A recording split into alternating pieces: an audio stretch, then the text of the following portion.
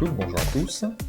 Dans une vidéo précédente, nous avons parlé du type des types chaînes de caractères, qui sont des séquences de caractères et qui permettent de manipuler des textes.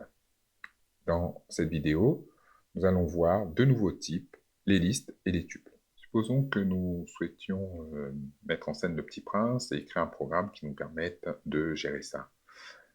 Nous allons notamment manipuler les planètes que le Petit Prince visite dans son périple. Ces planètes, que Saint-Exupéry appelle les astéroïdes, sont numérotées de 325 à 330. Nous pouvons donc utiliser le type liste pour manipuler simultanément ces 6 planètes.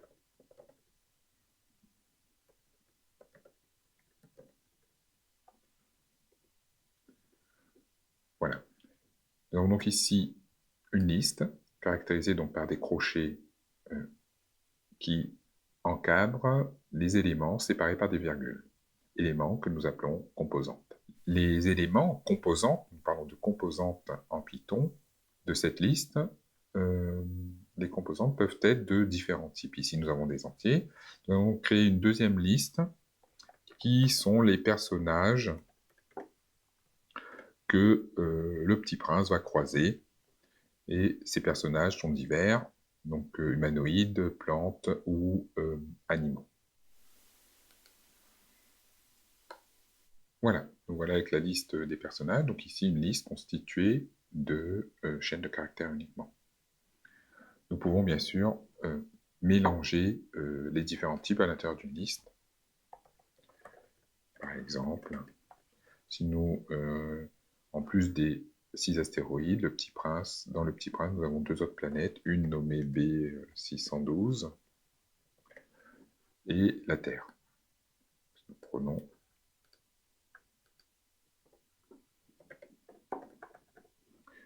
voilà, nous avons donc ici une troisième liste constituée de chaînes de caractères, mais aussi d'entiers. Notez bien la syntaxe des listes, des crochets qui encadrent les éléments appelés composantes séparés par des virgules. Notez que la liste vide constituée donc de simples crochets, un crochet ouvrant, un crochet fermant directement. Nous avons donc vu comme séquence les séquences de caractères, donc les chaînes de caractères.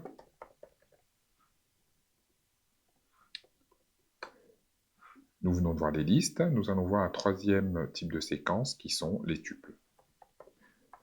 Donc nous verrons qu'il y a beaucoup de ressemblances, mais aussi des différences entre les tuples et les listes.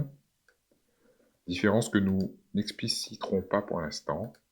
Nous allons simplement manipuler ces deux séquences. Donc la différence visuelle que nous avons ici pour les tuples, c'est que le tuple, les composantes du tuple sont encadrées par des parenthèses. Nous allons manipuler un petit peu ces deux séquences. Comme pour les chaînes de caractères, nous pouvons accéder aux composantes d'une séquence, tuple ou liste, par l'opérateur crochet. Donc, mon tuple crochet 0 va me renvoyer, donc va me donner accès à la première composante de mon tuple.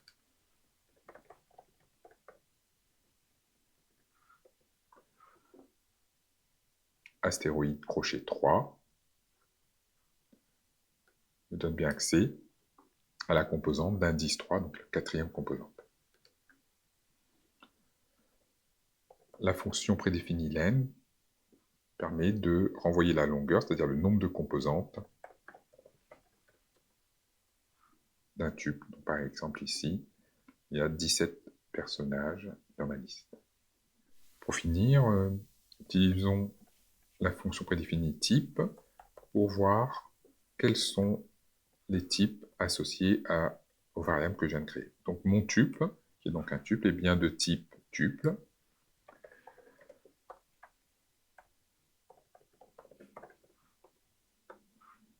Personnage est bien une liste. Et donc le troisième type de séquence que nous avons vu, qui est bien de type, donc mon str est bien de type str, c'est-à-dire string, chaîne de caractères. Dans les vidéos suivantes, nous allons continuer à utiliser et voir d'autres mécanismes sur les listes et les tuples. À bientôt.